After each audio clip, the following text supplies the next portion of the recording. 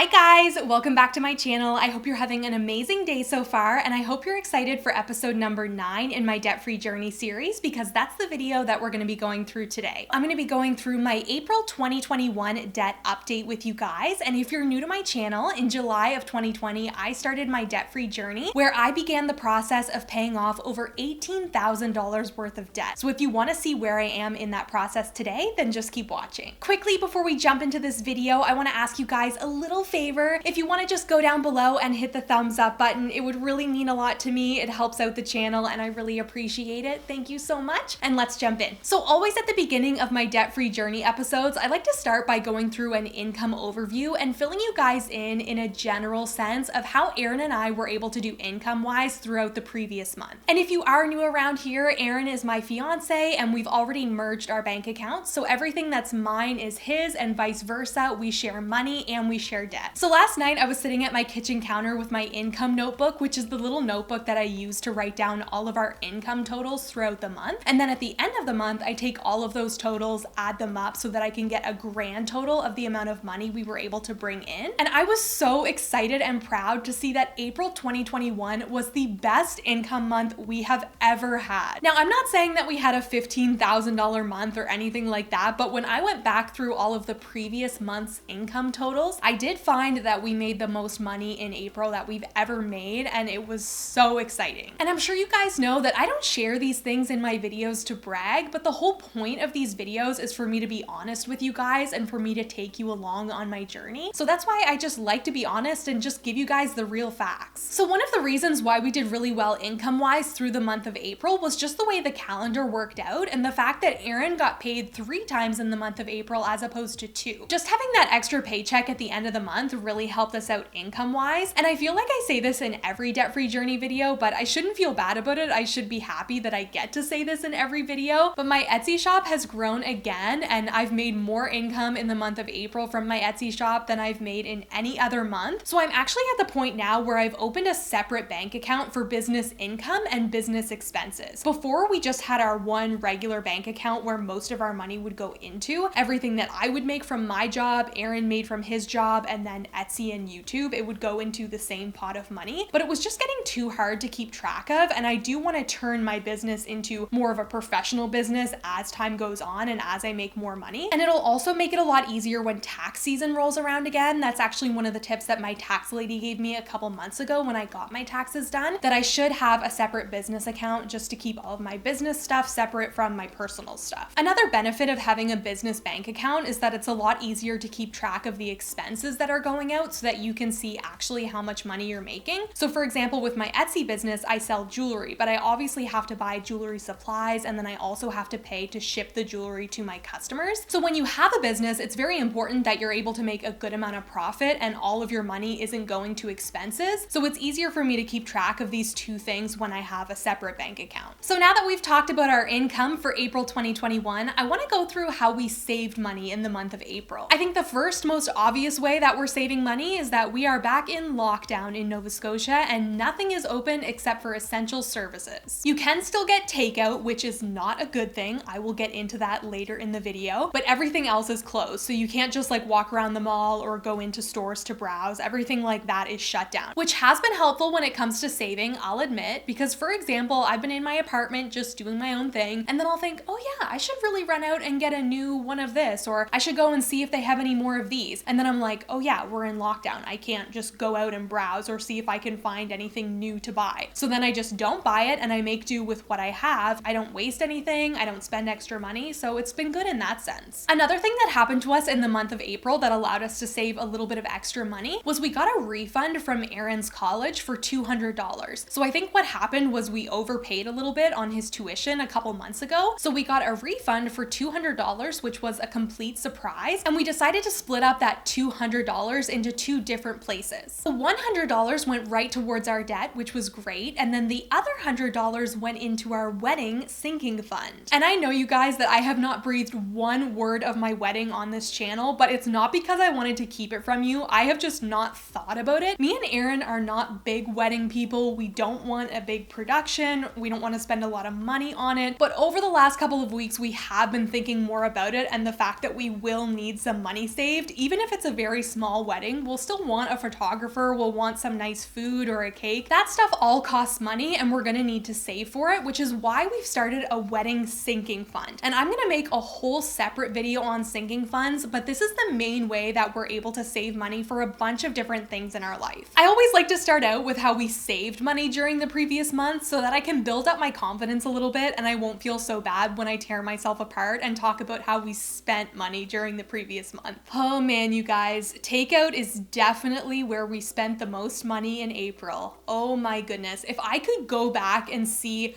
how much money we spent on only takeout in April, I would probably be very upset. And I'm purposely not going back to do that to myself because it would be torture. There were a couple weekends in April where we ate out Friday, Saturday, and Sunday. Aaron and I are normally so good for takeout. We always eat at home, we make healthy meals at home, but for whatever reason, April was just so bad for takeout. I do understand why to an extent. I work full time during the week, and then on the weekends is when I do a lot of my side hustle and business stuff. So I'll be filming a lot of YouTube videos on the weekend. I'll be doing stuff for Etsy. I'll be taking Instagram pictures and shipping out Etsy orders and all of that stuff. So then by the time the evening comes, the last thing I want to do is stand in the kitchen and cook just because I'm so tired. But it adds up a lot and it adds up really quickly. So we are not doing that anymore. Aaron and I have actually made a pact that we are going to do a no spend May, which means absolutely no takeout. And just a little side note, I'm gonna be making a separate video about our no spend May challenge so that you guys can keep up and do the challenge with us if you want to. The next way that we spent money in the month of April is on camping and booking our campsites for the summertime. So every summer, Aaron and I like to go away and go camping for a couple nights at the national park here in Nova Scotia. So we had to book our campsites in advance and then also buy season park passes because we're planning on going a couple times. So that was money that we had to spend as well, but I don't really count that because we already had the money set aside and we knew we were gonna spend money on this. So like I told you guys just a couple minutes ago, we have a wedding sinking fund, but we also have another sinking fund for dates and treats. So what this means is anytime Aaron and I wanna do something fun together, go on a little date or go away, we can take money out of this sinking fund so that we don't have to spend money out of our general account and it's already put in here. So just like the wedding sinking fund, every time we get a little bit of extra money or we get paid, we'll put $10 or $20 in here. It adds up pretty quick and then we can do something fun together. All right, everyone, I'm busting out the notebook. You know what that means. It's time for me to share my debt update with you guys, how much debt I was able to pay off in April of 2021. So starting out, I'm gonna go over my March debt recap. I'm gonna share the numbers that we left off with at the end of March. So for my student loan, we left off with $4,742.73.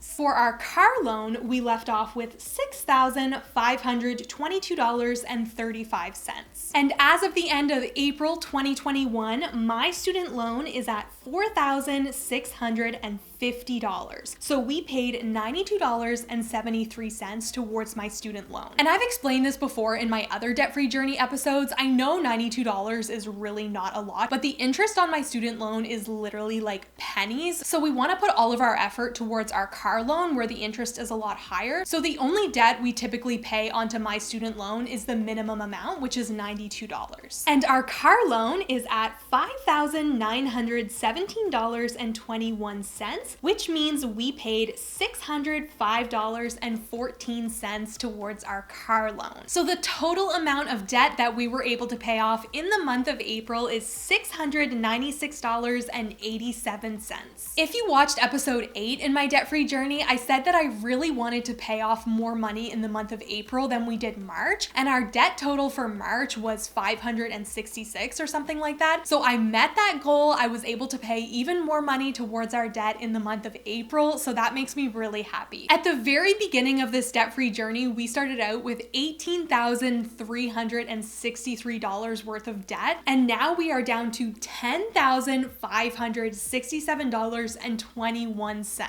You guys, we are down in the tens. I am so excited to see that number. I know it's still a lot, but we're making progress, and for that, I am so grateful. All right, guys, that is it for episode number 9 in my debt-free journey. I really hope you liked this video. If you did, don't forget to give it a big thumbs up and also hit the red subscribe button. Down below in the description, I have the playlist with all of my debt-free journey videos, as well as my Etsy shop, my Instagram page, my Facebook page, all of that stuff, and I'll see you in my next video. Bye!